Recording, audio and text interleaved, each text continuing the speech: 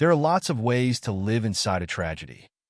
Though this is uttered in the quiet drama The Room Next Door, it could also sum up renowned Spanish director Pedro Almodóvar's body of work, which has plumbed grief, loss, beauty, and madness, often via the female experience, in his films. The Room Next Door, based on the novel by Sigrid Núñez, whose other meditation on grief and death, The Friend, is also making the festival circuit right now. Marks Almodóvar's first English-language film despite it being his 23rd feature.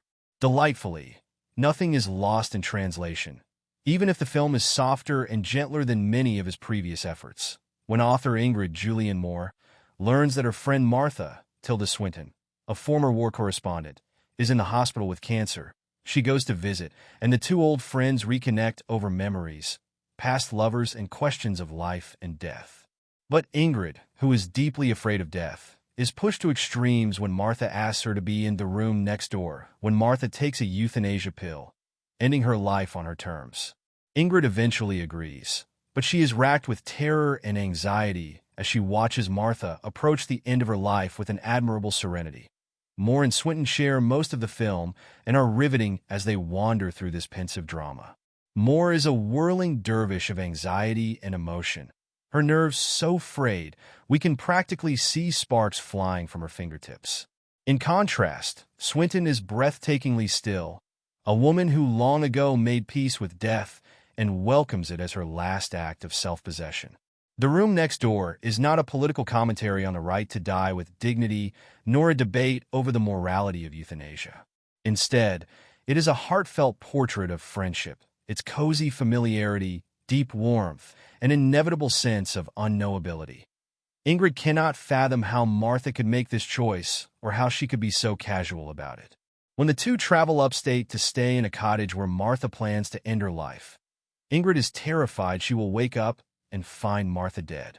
But she channels that energy into walks, trips to the gym, in an attempt to offer Martha solace and connection as they read books and watch films.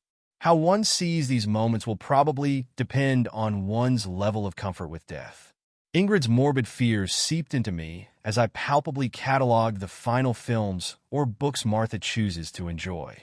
My own existential crisis rose to the surface alongside Ingrid's as she struggled to understand Martha's decision. But Ingrid realizes it's not about understanding the choice. It's about being there.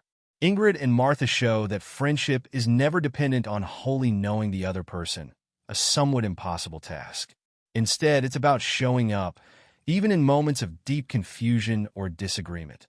Swinton utterly sells the infuriating cool and calm of Martha, a woman at peace with her choices, even the things she leaves unresolved and unfinished, most notably, her estrangement from her daughter Michelle.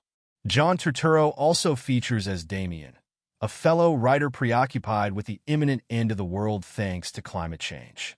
He's nihilistic in a way that Martha is not, contrasting his pessimistic view of a planet and its death throes with Martha's blissful engagement with the natural world and the beauties she is absorbing for the last time.